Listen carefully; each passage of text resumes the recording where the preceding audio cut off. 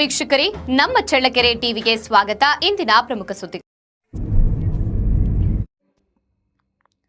ಮೊಳಕಾಲ್ಮೂರು ವಿಧಾನಸಭಾ ಕ್ಷೇತ್ರದ ಶಾಸಕ ಎನ್ವೈ ಗೋಪಾಲಕೃಷ್ಣರಿಗೆ ನೂತನ ಸಚಿವ ಸಂಪುಟದಲ್ಲಿ ಸಚಿವ ಸ್ಥಾನ ನೀಡುವಂತೆ ಕಾಂಗ್ರೆಸ್ ಮುಖಂಡ ಹಾಗೂ ಪಟ್ಟಣ ಪಂಚಾಯಿತಿ ಮಾಜಿ ಸದಸ್ಯ ಬಸಪ್ಪ ನಾಯ್ಕ ಪಕ್ಷದ ವರಿಷ್ಠರು ಆಗ್ರಹಿಸಿದ್ದಾರೆ.